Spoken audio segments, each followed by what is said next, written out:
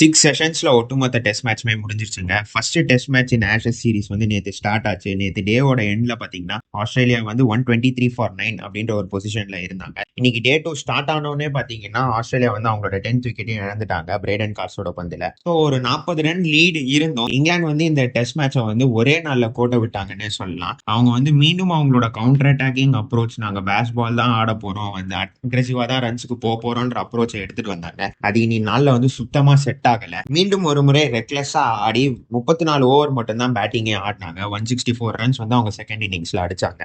Once again Stark வந்து கிராலியை வந்து first ஓவர்லேயே வந்து அவுட் எடுத்துட்டாரு. பட் அதுக்கப்புறம் பென் டக்கட் அண்ட் ஒலி போப் வந்து நல்ல பார்ட்னர்ஷிப் வந்து ஸ்டிச் பண்ணாங்க. ஆனா மறுபடியும் நல்ல பார்ட்னர்ஷிப் ஸ்டிச் பண்ணாலும் அதுலயும் அவங்க அக்ரெசிவான அப்ரோச் தான் எடுத்தாங்க. பவுண்டரிஸ் தான் நிறைய ட்ரை பண்ணிட்டே இருந்தாங்க அண்ட் நடுவில் சிங்கிள்ஸும் ரொட்டேட் பண்ணிட்டு இருந்தாங்க. பட் அவங்க கொஞ்சம் அட்டாக்கிங் ஆப்ஷன்ஸ்ல தான் ஆடினாங்க அண்ட் ஆஸ்திரேலியாவும் கொஞ்சம் க்ளூலெஸ்ஸா தான் இருந்தாங்க. ஸ்டார்க் வந்து இந்த ஃபர்ஸ்ட் விக்கெட் எடுத்ததுக்கு அப்புறம் கொஞ்சம் வேவர்டா தான் போலிங் போட்டுட்டு இருந்தாரு. டெபியூட்டன்டான பிரெண்டன் ஹோகர்ட்க்கும் பாத்தீங்கன்னா லைன்ஸ் வந்து அந்த அளவு சிறப்பா இல்லை. பட் ஸ்காட் போலண்ட் வந்து ஃபர்ஸ்ட் இன்னிங்ஸ்ல வந்து கொஞ்சம் சொதப்பினாலும் செகண்ட் இன்னிங்ஸ் வந்து அவரோட ரிதம் வந்து பிடிச்சிட்டாரு. கரெக்டான ஸ்பாட்ஸ்ல வந்து கன்சிஸ்டன்டா அவர் போட்டுக்கிட்டே இருந்தாரு. அவரோட ஸ்ட்ரென்த்தே என்னன்னா ஒரே லைன் அண்ட் லென்த்தை வந்து கண்டினியூஸா மெயின்டைன் பண்ணிக்கிட்டே இருப்பாரு. அதுதான் அவரோட ஸ்ட்ரென்த். அந்த ஸ்ட்ரென்த்துக்கு வந்து இன்னைக்கு வந்து திரும்பி வந்துட்டாரு. ஸோ அது வந்து ஆஸ்திரேலியாவுக்கு வந்து பயங்கர ஹெல்ப்ஃபுல்லா இருந்தது. அவரோட ஸ்ட்ரென்த்துக்கு அவர் திரும்பினதுனால ஒரு 65 ரன் பார்ட்னர்ஷிப் வந்து ரொம்ப சுலபமா வந்து பிரேக் பண்ணாரு. பிரெண்ட் டக்கட் வந்து அவுட் எடுத்தாரு. Ollie Pope and Harry Brook ரெண்டு பேருமே ஒரு outside off stump 6 metre மார்க்ல விழுந்த பாலுக்கு வந்து ஒரு டிரைவுக்கு போய் ரெண்டு பேருமே ஸ்காட் போலண்டோட போலிங்ல ஒரே ஓவர்ல வந்து அவுட் ஆனாங்க. இது வந்து ஒரு ரெக்லெஸ் பேட்டிங்னே சொல்லலாம். ஏன்னா போன ஓவர்ல தான் பாத்தீங்கன்னா பென் டக்கட் அவுட் ஆயிருக்காரு அப்படின்றப்போ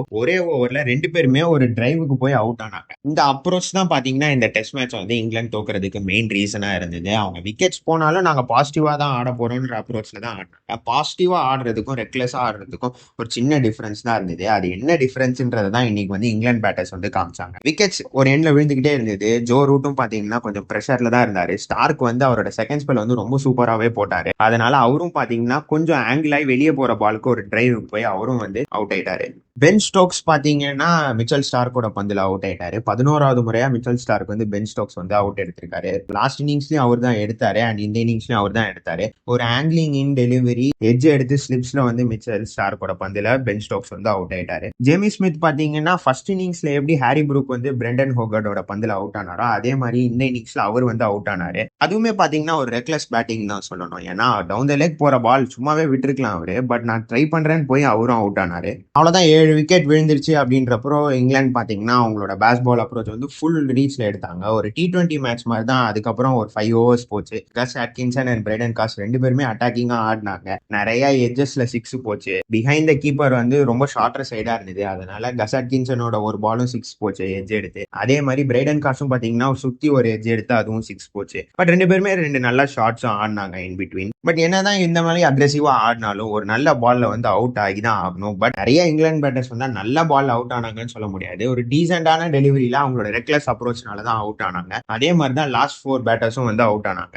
ஸோ இங்கிலாந்து வந்து 162 ரன்ஸ் மட்டும் தான் அடிச்சாங்க. 34 ஓவர்ஸ் மட்டும் தான் பேட்டிங் ஆட முடிஞ்சது. First innings and second innings ரெண்டு இன்னிங்ஸுமே சேர்த்து இது வரைக்கும் 67 ஓவர் மட்டும் தான் இங்கிலாந்து வந்து பேட்டிங் ஆடி இருக்காங்க. இவ்வளோ ஷார்ட்டா ஒரு டீம் வந்து பேட்டிங் ஆடி ரெண்டு இன்னிங்ஸ்லயும் அவுட் ஆனது வந்து இதுதான் ஃபர்ஸ்ட் டைம் நான் நினைக்கிறேன். ஆஸ்திரேலியா வந்து செகண்ட் இன்னிங்ஸ் வந்து மீண்டும் ஒரு முறை புது ஓப்பனிங் பேரோட வந்தாங்க. இந்த வாட்டி டிராவிஸ் ஹெட் அண்ட் ஜேக் வெதரெல்ட் வந்து ஓபன் பண்ணாங்க. உஸ்மான் கவாஜாக்கு வந்து ஒரு சின்ன நிகில் இருந்ததுனால அவர் ஃபர்ஸ்ட் இன்னிங்ஸ்லேயே பாத்தீங்கன்னா ஆஃப் த ஃபீல்ட் நிறைய போயிட்டு தான் வந்தாரு. நம்பர் 4ல தான் அவரால் பேட்டிங் பண்ண முடிஞ்சது. இந்த இன்னிங்ஸ் பாத்தீங்கன்னா அவர் பேட்டிங்கே வரல. டிராவிஸ் ஹெட் அண்ட் ஜேக் வெதரெல்ட் பாத்தீங்கன்னா எப்படி வந்து ஒரு அட்டாக்கிங் இன்னிங்ஸை வந்து காஷன் வித் அக்ரெஷனோட ஆடணும் அப்படின்றத காமிச்சாங்க. அதாவது டிராவிஸ் ஹெட் பாத்தீங்கன்னா நிறைய பவுண்டரி ஷாட்ஸ் தான் அடிச்சாரு. பட் ரொம்ப கால்குலேட்டிவ் ரிஸ்க் தான் அடிச்சாரு. அண்ட் அவர் அடிச்ச பவுண்டரிஸ் எல்லாம் பாத்தீங்கன்னா ரொம்ப ரிஸ்க் ஃப்ரீயா இருந்தது. அண்ட் இங்கிலாண்டும் அவருடைய ஸ்ட்ரென்த்துக்கு வந்து பயங்கரமா ஃபீட் பண்ணாங்கன்னு சொல்லலாம். ஏன்னா ஷார்ட் லென்ஸ்ல தான் அவர் போட்டுக்கிட்டே இருந்தாங்க. அவரும் பாத்தீங்கன்னா புல்லு ஃபிளிக்குன்னு அடிச்சுக்கிட்டே தான் இருந்தாரு அந்த ஷார்ட் பாலுக்கு. அவர் ரெடியா இருந்து கவுண்டர் அட்டாக்கிவா தான் ஆடிக்கிட்டே இருந்தாரு. ஒரு ட்ரெடிஷனல் ஃபீல்ட் செட் பண்ணி டிராவிஸ் ஹெட்டை வந்து அவுட் எடுக்க வந்து முயற்சி பண்ணியிருக்கலாம். பட் அவங்க மீண்டும் பேஸ் பால் அப்ரோச் பவுலிங்லயும் எடுத்தாங்க. அட்டாக்கிங் ஃபீல்ட்ஸ் வச்சு நான் அவரை ஷார்ட் ஆட வச்சு அவுட் எடுப்பேன் அப்படின்ற மாதிரி மைண்ட் செட்ல வந்தாங்க. பட் இன்னியோட டே வந்து டிராவிஸ் ஹெட்டோட டேவா இருந்தது. அவர் என்னதான் என்னதான் அந்த பால்ல ஷாட் அடிச்சாலும் ஈஸியா ஒரு ரோப்ஸ் வந்து கிளியர் பண்ணிக்கிட்டு தான் இருந்தாரு. அண்ட் சூப்பரா ஆடினாரு டிராவிஸ் ஹெட். அவரோட 100 வந்து பதிவு செஞ்சாரு. ஜேக் வெதரல் பாத்தீங்கன்னா ஃபர்ஸ்ட் இன்னிங்ஸ் வந்து டக் அவுட் ஆயிட்டாரு. பட் இந்த இன்னிங்ஸ் வந்து ரொம்பவே சூப்பரா ஆடினாரு. கான்பிடென்ட்டாவும் தெரிஞ்சாரு. ஸ்ட்ரைக் ரொட்டேட் பண்ணாரு. அகேஷனல் பவுண்டரிஸும் அடிச்சாரு. நல்லா செட்டா இருந்தப்போ தான் பாத்தீங்கன்னா ஒரு பால்க்கு வந்து அவுட் ஆனாரு. பிரைடன் கார்ஸோட பால் எக்ஸ்ட்ரா பவுன்ஸ் இருந்தது. செகண்ட் டேவோட தேர்ட் செஷன்லயும் பாத்தீங்கன்னா நல்ல பவுன்ஸ் இருக்குது. அந்த எக்ஸ்ட்ரா பவுன்ஸ்ல பாத்தீங்கன்னா அவர் வந்து அவுட் ஆயிட்டாரு. மார்னஸ் லபுஷேன் வந்து டிராவிஸ் ஹெட்டோட சூப்பராகவே பார்ட்னர்ஷிப் பண்ணாரு.